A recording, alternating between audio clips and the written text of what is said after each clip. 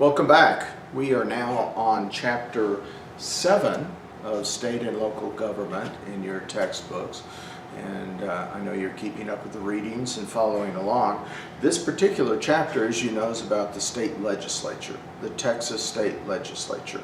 Our state legislature is like the United States legislature, a bicameral legislature. That means it has two houses. It has a Senate, in this case a state Senate, and it has a House of Representatives, in this case a state House of Representatives.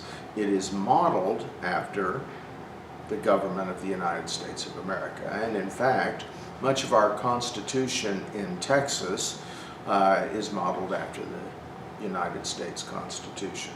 So let's talk a bit about the state legislature. There are some differences, however, compared to the U.S. Constitution and the U.S. legislature, and those differences go back to that Reconstruction period right after the American Civil War that we've talked about before. And the reason there are differences is because during that occupation, the Union occupation of the state of Texas after the Civil War, Texans were not happy. They weren't happy with the government that occupied them for 10 years, and they wanted to make some changes. And those changes are still reflected in that 1876 Constitution.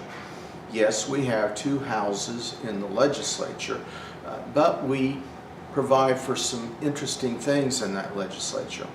And those things are, for example, in comparison to the U.S. legislature. The U.S. legislature, if you're a member of the U.S. Senate or the U.S. House of Representatives, though certainly you can have another job because it's not something that's negated by the Constitution. But basically, you have a full-time job as a U.S. Senator, and you have a full-time job as a U.S. House member. And you get paid for that job, assuming that it is a full-time job. In Texas, it's different. Texas did not want a full-time legislature. They wanted a part-time legislature, and therefore the Texas Constitution mandates that the Texas legislature is only in session every other year. So every 2 years the legislature is in session, and those legislators by design are treated as part-time employees. Most of those legislators have to have other jobs or other businesses because quite simply we pay them less than $10,000 a year to be our legislators. The reason for that is Texans in 1876 were scared to death that there would be full-time legislators who would be interfering in their lives. They wanted their legislature and the legislators to only be part-time and only have limited opportunities to pass laws that could impact Texans. So that's the basic and largest difference between the Texas legislature and the U.S. legislature. There are some other differences. We've alluded to some of those in the past. For example, we've talked about the fact that the governor of the great state of Texas is not the most powerful elected official in Texas. The most powerful elected official in Texas is considered to be the lieutenant governor. The lieutenant governor who runs in a partisan election, so he or she declares that they are either Republicans or Democrats.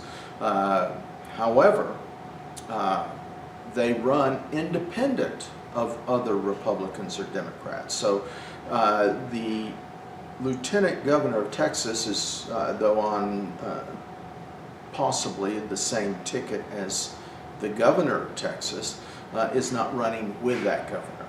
The Lieutenant Governor is elected independently. And as a result of that, the Lieutenant Governor is not answerable to the Governor of Texas.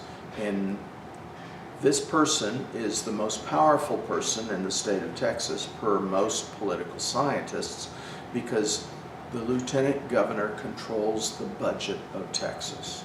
The lieutenant governor determines what bills will be voted on in the state Senate, and as a result of our state constitution, that means the lieutenant governor controls what can be passed and controls what money can be voted on for various government agencies in the state of Texas. So, two big differences. Yes, the textbook talks about the number of House members and the number of state senators, and it's nice to know that, but I don't emphasize that because I'm more interested in you knowing what the process is than memorizing a number that can be changed. And yes, we can change the number of senators in the state Senate, and we can change the number of House members in the state House. So, focus on processes. And as a result of that, what I want you to do as your assignment for this chapter is I want you to outline the process by which a bill becomes law in the state of Texas. So a law is another way of saying public policy. A law includes budgets and other things. So through Blackboard course messages, I want you to send to me a message that outlines the processes by which a bill becomes law. I hope you're having a great semester. I look forward to talking to you soon. Thank you.